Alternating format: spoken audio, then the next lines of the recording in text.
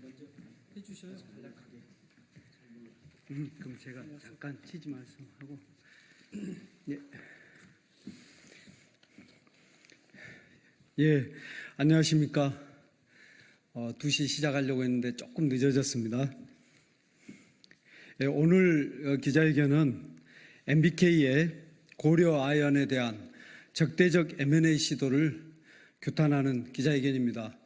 회견문에 자세히 나오겠습니다만은 지금 우리 주식시장과 산업계 그리고 기업계의 초미의 관심사는 우리 산업에서 산업의 쌀이라 불리는 아연을 비롯한 중요한 금속을 그동안 생산해 오면서 우리 산업의 핵심적 역할을 했던 고려 아연이 MBK라는 거대 사모펀드의 적대적 M&A에 의해서 경영권을 상실하는, 그리고 또 어쩌면 그 기업이 또 해외 다른 기업에 팔릴지도 모르는 이 같은 위기 상황입니다. 여기에 대해서 우리 오늘 뜻을 같이 하는 의원들이 긴급 규탄 기자회견을 갖게 됐습니다. 기자회견문 낭독하겠습니다. 소개해 올리겠습니다. 먼저 더불어민주당 정무위 소속이신 민병덕 의원님이십니다. 예, 더불어민주당 복지 소속이신 박기승 의원님입니다. 예, 그리고 저는 정진욱 산업통상자원 중소벤처기업위원회 위원입니다.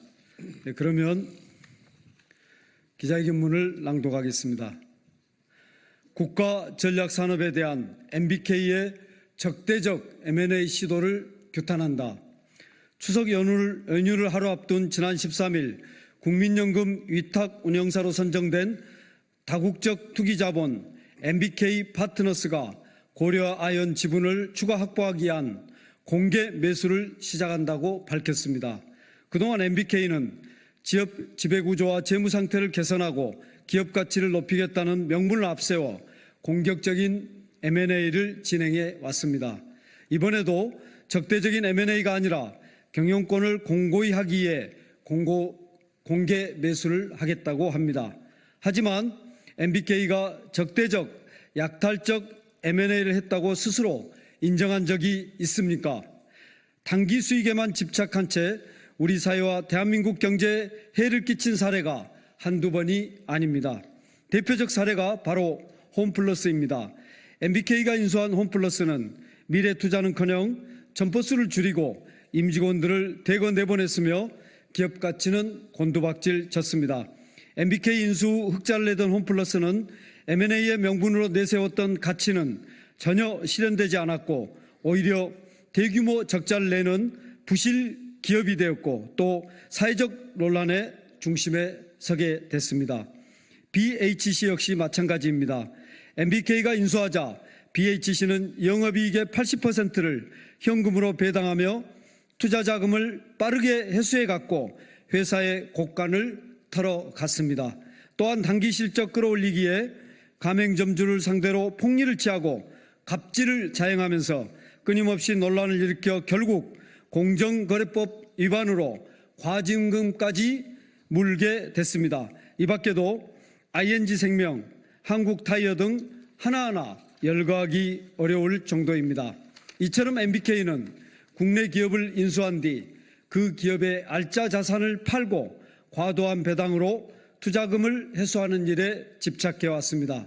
여기에 그치지 않고 미래 성장을 위한 기업 투자를 대폭 줄이는가 하면 심할 경우 근로자들을 대거 해고하는 일도 서슴지 않았습니다. 이런 MBK가 이번에는 고려 아연에 대한 약탈적 인수합병을 시도하고 있습니다. 고려 아연은 우리나라에서 몇 안 되는 세계 1위 기업입니다. 산업의 쌀이라고 하는 아연을 비롯해 각종 산업의 기초가 되는 소재들을 만들어내고 있습니다. 또한 중국 의존도가 큰 니켈과 전구체, 동박 등 2차 전지 분야에서 현대차, LG, 하나 등과 손잡고 탈중국 밸류체인의 중심에 서 있는 기업이기도 합니다.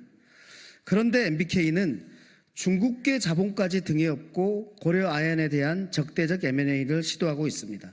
자칫 중국 자본과 관련 기업들이 고려 아연을 인수할 경우 세계 1위 기업의 독보적인 기술들을 해외로 유출되고 핵심 인력들의 이탈도 가소가 될 것이라는 것은 불을 보듯 뻔합니다.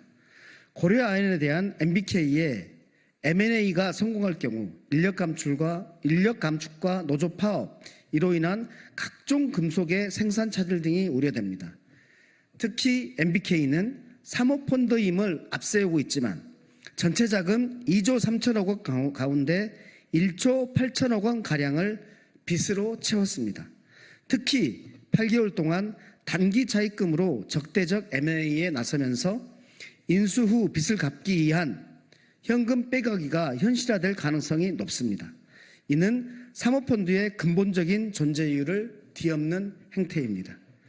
한편 국가기관 산업에 대한 사모펀드 공격에 농민들의 자금을 기반으로 한 NH투자증권이 주요 자금원으로 특히 단기성 투기 자금으로 등장한다는데 우려를 금할 수 없습니다. 국가와 지역사회 발전에 공헌한다는 전립 목적을 가진 농협과 NH투자증권이 투기 자본과 결탁해 대한민국 근로자의 일자리를 줄이고 향토 기업을 죽이고 2차 전지 등 미래 산업의 발목을 잡는 일에 협력한다는 사실은 큰 실망감을 안겨주고 있습니다.